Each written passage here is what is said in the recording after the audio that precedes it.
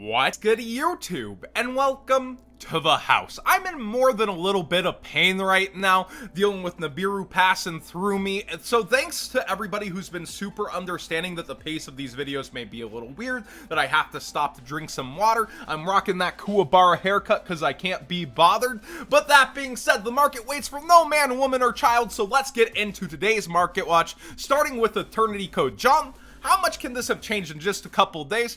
Quite a bit if you're paying attention. If you just pull up a screenshot of last market watch, access code Talker has fallen a couple of dollars, which is surprising to people because they thought it would just go skyrocketing towards 90 over time and wouldn't have any coolant. The thing is, a lot of people's cases were delayed by the USPS. People are still busting this open by the caseload. Quantities are going to be hitting the market, and access code, while he's atop the set now, I think will continue to go up over time, but the first 2 weeks always has settling within the market, replenishing quantities, and we'll see where things go from here. Gearsu's down a couple of dollars, and that's interesting to me. It works with the Mech Knight engine. Of course, Orcust is getting some hype with this. He is one card Noodle Fuber combo, but when it comes to this card, it's not seeing a ton of success in online gameplay because Secret Slayers is so dominating. Now, a lot of people are calling that the ban list will slam Adamancipator. That's why Adamancipator prices have been going down by banning Block Dragon, but when you talk ban list, you are talking speculation, no matter how sure a thing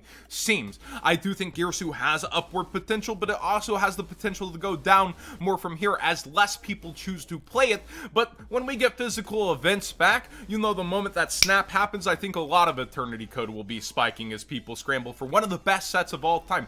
Ghost Mourner spiking back up heavier than anything else here towards 37. You could have got her at 30s even, and I think it said listings as low as 25 last time I had this on screen.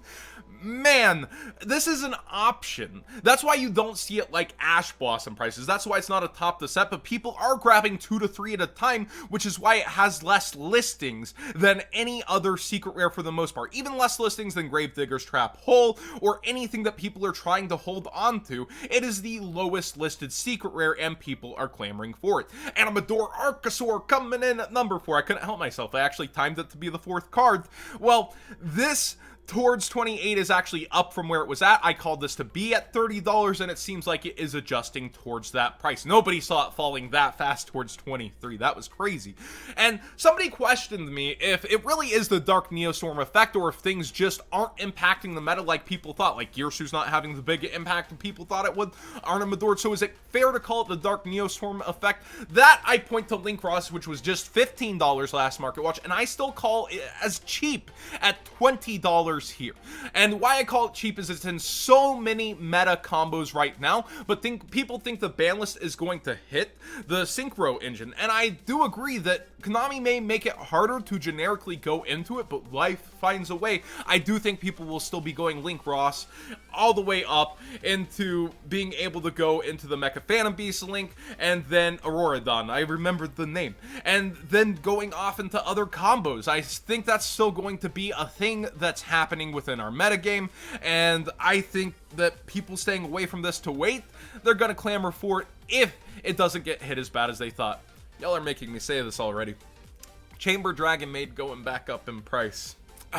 It hurts to say that this early, but everything else is down, down, down, and there are some deals. Ravenous Croco Dragon at $3 feels like a steal. I set up that rhyme, but seriously, it does. And how many people actually called for Medolce Salon to even be below $5? I didn't hear that once. Ultra rares are harder to get than they were before. There's only about a playset of each Ultra if your case has perfect RNG, because to get a playset of each, there's now 14 different Ultras, times 3 is 42, and per case, that's 12 boxes, you'll have a total of 4 per box. That's 48 Ultra rares. So 42 versus 48, you're barely pulling above a playset of each.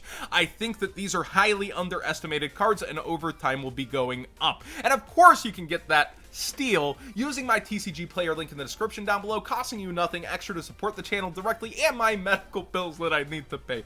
Jokes aside, Eternity Code is shaping up really nicely. I'm glad so many things turned out cheaper. Remember the rush for this towards $30, now at $10, very affordable. I really like where this set has settled out at, and if access code Talker does become the top heavy part of the set, helping other things stay down more so in price, that'd be great. But a lot of the boxes have been up in price even. They were a low of 75 not too recently, and now we see them towards 70, I believe. Let's actually click and make sure you can buy a box at 70 shipped to your front door. Yes, you can. And I know YBM actually has a couple back in stock cheaper if you're buying a case, like $66 with my code What's Good 5, but it's very interesting to see even the sealed went up so early. This is so anticipated, definitely a top 10 set of all time in my book. Now this is usually where I would shout out a sponsor, but I want to shout out somebody doing something awesome in the community. Dreptile has been doing pixel art over here on Yu-Gi-Oh! Reddit for BLM, Black Lives Matter, and I think that's a wonderful cause, and his art is quality. Look at the actual movement and what he's creating, and he managed to smash through this 6 times his original goal and is going to honor the further commissions that he raised for. And this is just a great look into what the community can do when they come together around one person. But there is starving artist syndrome. People don't always know how to take that marketing and push. I want you to remember this man's name. I want you to DM him if you like what you see, and maybe put some cash in his pocket. That's from me towards him for what he did, not necessarily what he would want, maybe even. I'm sure he's already like, I've got so much to do, why are you putting this on Market Watch? But seriously, DM him, maybe get him to do a future commission. I probably will myself once I think of a card I indefinitely want to see, like maybe a Grandmaster with a shining eye patch or something like this. Just a really amazing thing to see in the community. Now, Sky Strikers has been going up in price overall, and a lot of people are thinking this will get help somewhere along the ban list, but it's also seeing excessive metagame play in the PPGs and also on rated and dueling books, so more and more people paying attention. Rose is back up in price for its ultra rare despite being down in price for the Starlight after that first buyout, and the ultimates are all spiking back up. We saw Kagari's at 52, those actually got bought. Shizuku up at the highest price now. I don't think that's pretty much like that's crazy. 65 for her. And then $39 for Hayate, finally getting the recognition she deserves. Well, kinda just sits at 17. Is she actually, let's check it out. Let's make sure. Yeah, you can get her at 17, but poor Kaina. She actually puts in work. But when it comes to this, almost everything is slow creeping up in price, but it's still available for relatively cheap for the lowest rarity core outside of Roses. Roses going up isn't the most surprising thing, since iGas is actually hungry for any value it can get, with Lightning Storm being top heavy but short printed. So kind of an interesting note if you were thinking about Sky Strikers, maybe sooner than later, or take your time and wait versus the spikes that happen. YBM hit me up and told me they only have 3 cases of Toon Chaos left, that this has been selling off for them since the reveals. I know not everyone was happy with how the reveals went, and we still don't know what the collector's rares are going to be. And YBM also put up singles, and there is a risk when you do this versus short printing. Like, I think they're actually borderline absurd for putting Toon Page Flip at $25. If this card is shorted, which I have a good feeling as the last reveal in the crazy Toon card, that it will be short printed, I could see this being easily like 30, 35 and going up over time as a Toon collectible. Just look at Toon Kingdom. So this is a card I don't think would get a reprint for a very, very long time, and especially if it's shorted, I think this is probably one of their best values. But you can see how they're playing the game. A lot of people think Extrav will settle towards 60 for the Ultra and plus whatever for the collector's rare when it gets a collector's rare, but I think they're playing it pretty safe on the rest of their prices. This is the biggest deal I see so far. They're really putting their foot forward though, and they honor their pre-sales. I know so many people, doesn't matter if your pre-sale gets canceled. YBM always honors, and it's really awesome to see them put in work this early, even if it's on the safer side. But like I said, some of this doesn't feel so safe to me.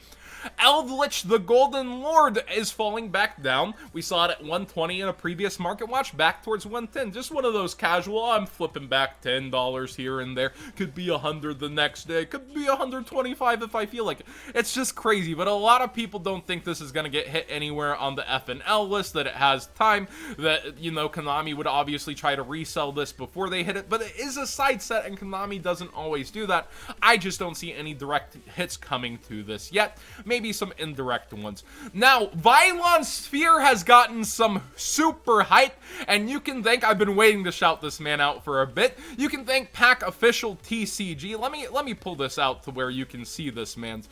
So he has a combo kind of showing this Degenerate hand loop and Infernoble Knights, and Infernoble Knights keep getting more hype as we head towards them. Return of the Duelist is going to be an amazing set, but the fact that this man's combo actually hyped up this card is pretty funny. So go ahead and look him up on YouTube. Again, really fun guy to watch.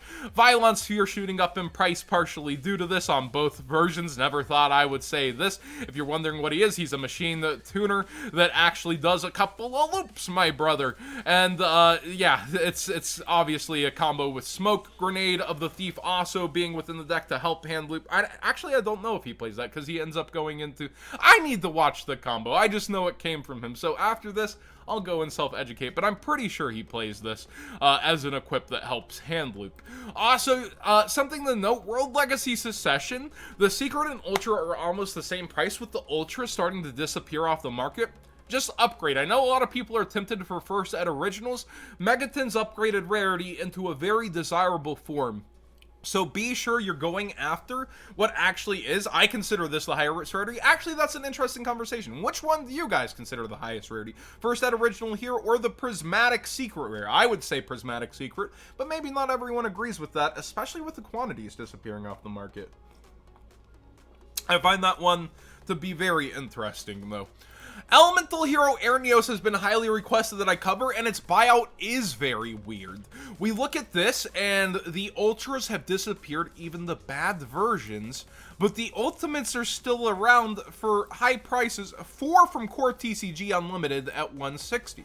So you can actually go out and buy unlimited ultis at a relatively, versus what they've been, good price, using my TCG player link. If you're actually going to make that move, I think you're absurd if you're spending that kind of money on this, but it is Heroes.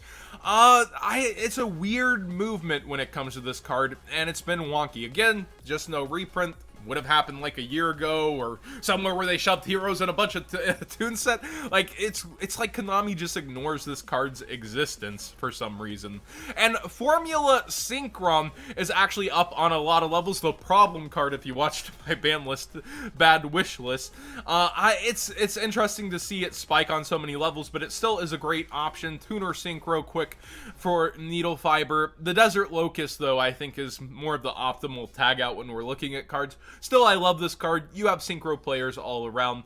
And with that, that's all I have in me for today's Market Watch. I can't keep going. Thank you for watching today's video.